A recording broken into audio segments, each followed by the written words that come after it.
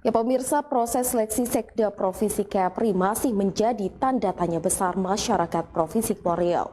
Sejumlah nama jagoan gubernur pun mulai bermunculan. Namun siapakah sosok yang pas di hati penguasa di negeri ini? Untuk mengulas ini, kami telah terhubung dengan pakar ilmu politik dan pemerintahan, Pak Ahar. Ya, selamat sore Pak Ahar. Selamat sore. Assalamualaikum warahmatullahi wabarakatuh. Waalaikumsalam warahmatullahi wabarakatuh. Ya Bapak, dari kacamata Bapak sendiri ini Pak, seperti apa Pak Har melihat sosok yang cocok mengisi jabatan Sekda Provinsi Kepri saat ini Pak? Oke, baik. Jadi saya tidak melihat dulu yang menjadi syarat khusus, tetapi kita ke syarat-syarat umum dulu, ya, bahwa artinya semua yang masuk seleksi itu adalah memenuhi syarat administratif. Ya, artinya kalau itu syarat administratifnya tidak terpenuhi, ya jangan dijadikan pertimbangan.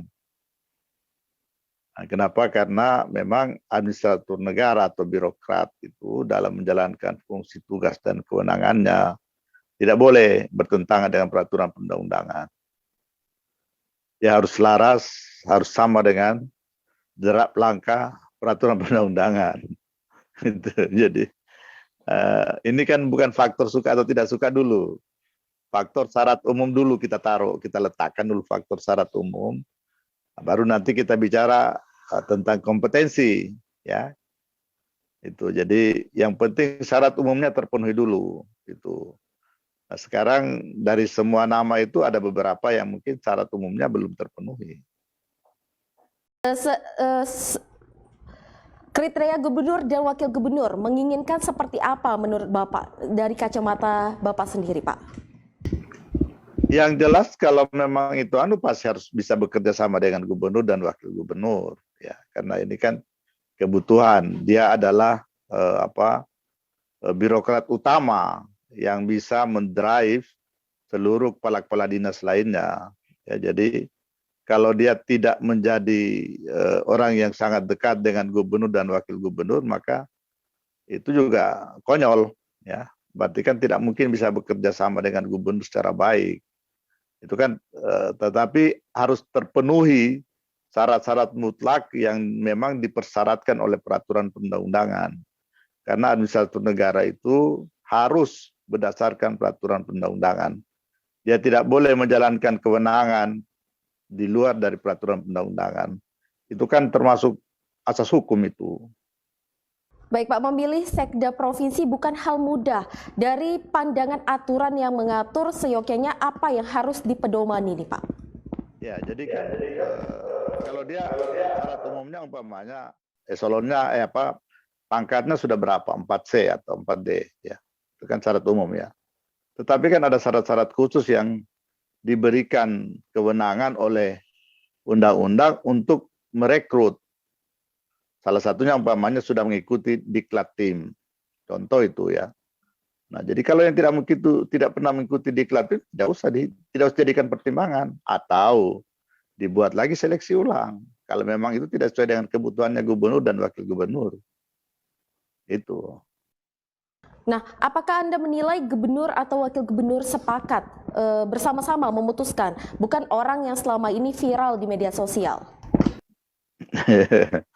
Jadi kalau urusan viral dan tidaknya itu kan, ini kan bukan urusan dia populer atau tidak. Ini urusan dia berkompetensi atau tidak mengatur ini pemerintahan. Karena kalau dia sekda itu kan berarti dia kan birokrat utama, ya. Kalau dia birokrat utama, maka dia harus di atas rata-rata orang yang ada saat ini. Nah, jadi dari semua kepala-kepala dinas yang ada itu, dia harus di atas rata-rata itu. Karena dia kan birokrat utama.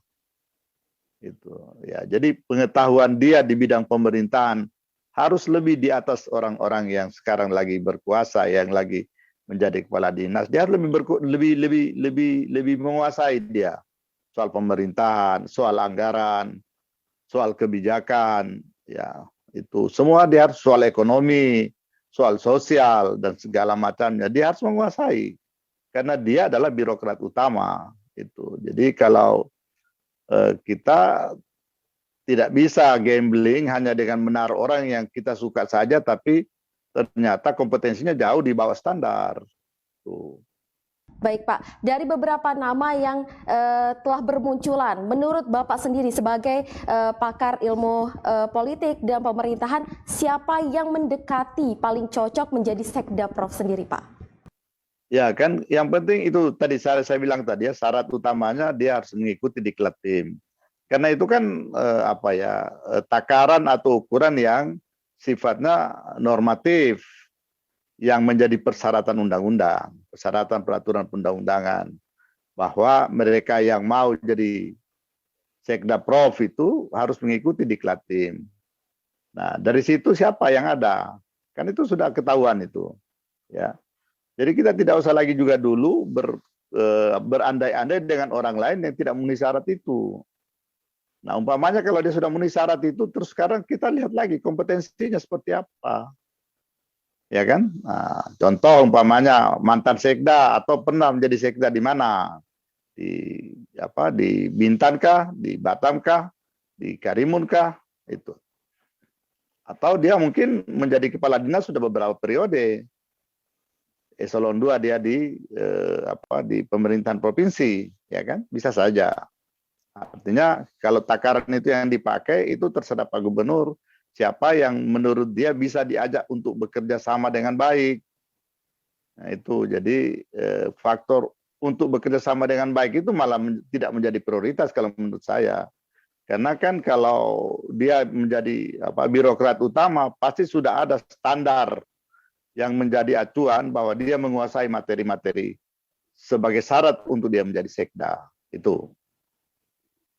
Baik Pak, persyaratan diklat PIM ataukah ini unsur kedekatan gubernur ingin memilih calon Sekda Prof ini sendiri Pak? Lo kan begini, logikanya begini, kalau syaratnya kena kedekatan ngapain buat seleksi? Ada gunanya, tunjuk aja. Capek-capek buang waktu, ya kan? Kalau syaratnya kedekatan. Ya tidak ada gunanya buat seleksi. Kan itu logikanya ya. Artinya kalau umpamanya Pak Gubernur atau Pak Wakil Gubernur suka dengan salah satu orang saja umpamanya, ya kenapa buat seleksi? Ya tinggal ajukan aja ke Mendagri, kemudian itu di-SK-kan, selesai. Tidak perlu capek-capek untuk seleksi. Nah, itu ya, jadi karena membutuhkan syarat-syarat formal itulah, maka diperlukan itu seleksi. Tujuannya ya sebenarnya itu adalah netralitas, independensi, transparansi, profesionalisme, itu semua kan asas hukum itu. Nah, jadi kalau dasarnya adalah like and dislike, maka menurut saya capek-capek buang-buang biaya, buang-buang waktu untuk seleksi. Tidak perlu. Yang ada siapa yang mau, oke saya rekomendasikan Anda untuk menjadi sekda. Selesai. Itu.